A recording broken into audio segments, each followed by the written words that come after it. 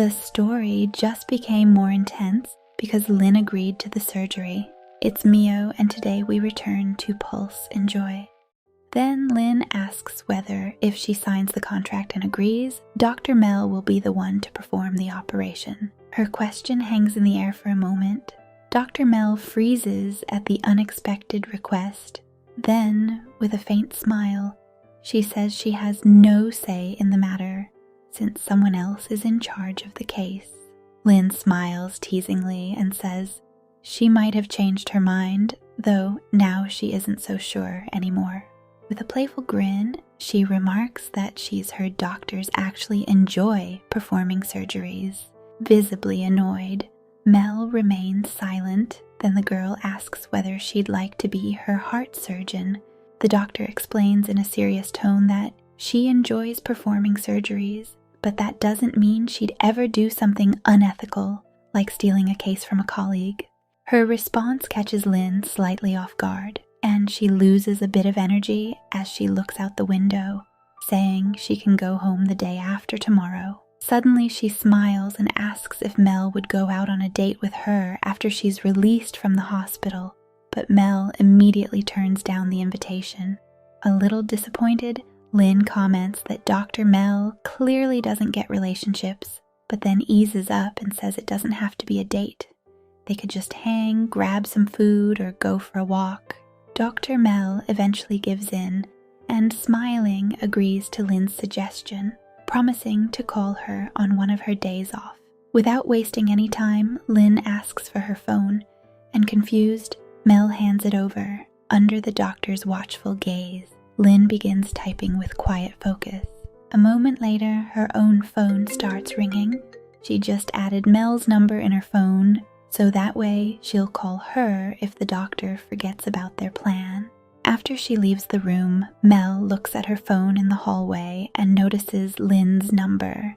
Seeing that, Dr. Mel smiles softly, slightly amused by the girl's boldness, and as she continues walking, the thought of a possible date suddenly pops into her mind. That's when she realizes it's been a long time since she last went on one, but she also remembers how she once promised herself that she wouldn't do it again. Sometime later, after finishing a surgery, Dr. Mel steps out of the operating room looking exhausted, yet visibly relieved that the procedure was a success. As she makes her way down the hall, a nurse approaches and hands her the patient's chart she had requested earlier. Just as she's about to look through the file, a familiar voice calls out to her, making her turn around. It's Lynn smiling. She came to say goodbye. Her brother came to pick her up, and she wanted to say goodbye and thank Mel for taking care of her. Dr. Mel seems a bit surprised by the warm gesture, even blushing slightly as she says it's all fine. Lynn, noticing she seems a little tense, asks if everything's okay. Mel admits that she's simply not used to seeing Lynn in regular clothes. At that, Lynn flashes a playful smile and asks whether, now that Dr. Mel has seen how cute she looks, the doctor would finally agree to go on a date with her. Mel smiles back, genuinely amused, and admits that the offer does sound tempting. Suddenly, Lynn's brother shows up, pointing out that they need to leave. After the girl says goodbye and leaves, Mel stands there for a few seconds, lost in thought. Then she gets a message on her phone. It's from Lynn, telling her to call on her day off. Reading the message, she smiles, touched by Lynn's interest in her. Looks like our doctor enjoys Lynn's company after all. Later that day, Lynn and her brother arrive at their relative's home. They're greeted with warm smiles by their uncle and aunt. Her brother leads her to the room, explaining that he's already prepared everything and hopes she'll feel comfortable there.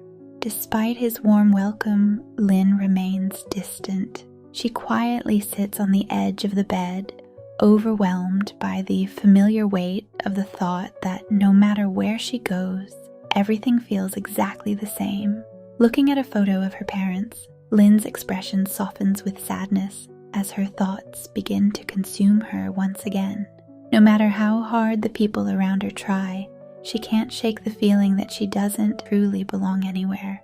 The next day, as the sun has just risen over the city, Dr. Mel stands quietly by the apartment window, sipping a hot coffee. The calm is interrupted by her partner, who's just stepped out of the shower, cheerful and refreshed. While drying off with a towel, she teases Mel, saying she should have joined her, but Dr. Mel stays silent. Jenna, her partner, suggests that maybe they can grab something to eat together, but Mel, lost in her thoughts, politely turns her down. Seeing how distant she seems, the girl walks over and wraps her in a hug, teasing her with a compliment and asking if something's on her mind. Trying to lift her spirits, she reminds her that she rarely gets time off and should take the chance to relax. Still staring off into the distance, Mel tells Jenna that after everything they did the night before, she'd say they already had what could be considered a good night's rest. Jenna pulls Mel into her arms and, with a playful smile, tells her she knows she isn't the only one who receives this kind of attention from her. Even so, she still wants her. The two share a tender kiss, losing themselves in the moment. Before leaving, Jenna tells Mel not to forget about her while she's away, and adds that if she changes her mind about lunch, she should give her a call. Her words seem to unexpectedly remind Dr. Mel of Lynn, so she gives a faint, forced smile.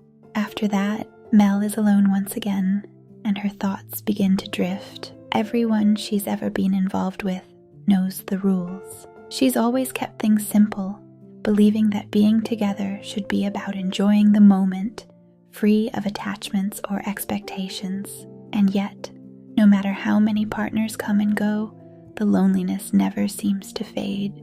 She looks at the phone beside her, hesitates for a moment, then picks it up and opens Lynn's contact. In a moment of vulnerability, she decides to call. Lynn answers almost immediately, and she's greeted by Mel's soft voice. The colorful buildings of the city shine in the soft morning light. At a cafe, Dr. Mel sits waiting with a coffee in front of her, hidden behind her sunglasses. The door opens, and the sound of the bell catches her attention. When she looks toward the entrance, she sees Lynn, who has just arrived. Walking into the cafe, Lynn smiles and apologizes for being late, saying it took her a while to find the place. Mel is briefly caught off guard by Lynn's casual outfit, but she quickly reassures her that everything is fine, admitting she hasn't been there for long either. After they sit down, Lynn jokingly says she didn't expect Dr. Mel to invite her out so suddenly, and even less to act as her tour guide. Mel smiles and says it's her day off, and that she remembered Lynn had just moved to the area, so she thought it'd be nice to show her around. Then she asks if there's any particular place Lynn wants to go, but Lynn, still smiling, throws the question back at her, curious about what Mel had in mind. Before she can answer, someone suddenly calls out to Dr. Mel, and she turns, surprised to see who it is. A woman in a red dress approaches their table. Caught off guard at first, Mel soon realizes it's Bee, a woman she met at a club. Delighted to see her again, Bee teasingly complains that Mel disappeared without even saying goodbye. As Lynn watches with growing annoyance, Bee reminds Mel that she'd even promised to call her despite never asking for her number. Then Bee turns to Lynn, apologizing for not noticing her, assuming she's Dr. Mel's little sister. Before Mel can explain, Lynn, with a big smile and a teasing tone, says they're actually on a date. Her answer leaves Bee speechless, and Mel freezes up, not knowing what to say. What an awkward situation. But I like where this thing is going.